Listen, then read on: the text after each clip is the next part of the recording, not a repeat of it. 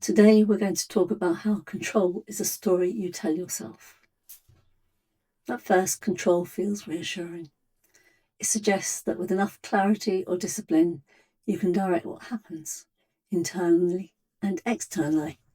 You take control, you lose control, you regain control. The language implies force, command, and agency. But when you slow experience down, something uncomfortable appears. You don't directly observe control. What you observe are adjustments, physiological shifts, emotional calibrations, behavioural adaptations.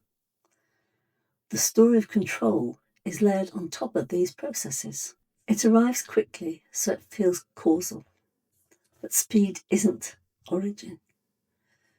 Neuroscience increasingly describes the brain as a predictive machine.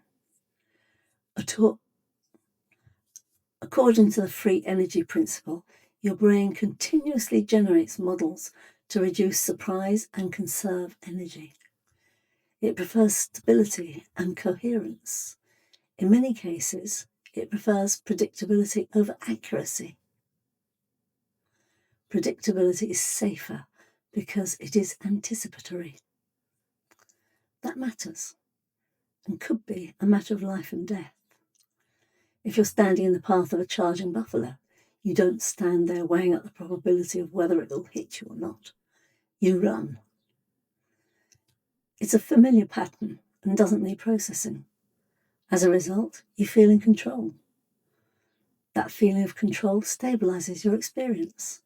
It integrates scattered adjustments into a cohesive narrative. The organism scans the environment, compares it to stored patterns, and activates responses that have preserved equilibrium before. And only then does awareness translate that into, I handled that, or I chose that. Spinoza wrote that we believe ourselves to be free because we're conscious of our actions, but ignorant of the causes that determine them. For him, our conatus, the striving to persist, operates continuously. The body undergoes modification.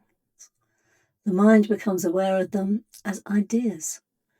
The narrative of control is the mind interpreting necessity from the inside. Freedom, in Spinoza's framework, isn't independence from cause. It's understanding cause. Which means control, as you experience it, may be coherent rather than command. This relocates responsibility. So instead of imagining a central self issuing orders moment by moment, you begin to see participation within systems shaped by biology. See reinforcement and prediction. The story of control persists because of how it stabilizes identity. Without it, experience might feel fragmented and confusing. But stability isn't the same as sovereignty. Once you see that control is a narrative layered over mechanism, a deeper question emerges. If control is a story, then what actually determines which pattern persists? And that's where the real work begins, in understanding this process and seeing beneath the skirts of personality and ego. Thank you.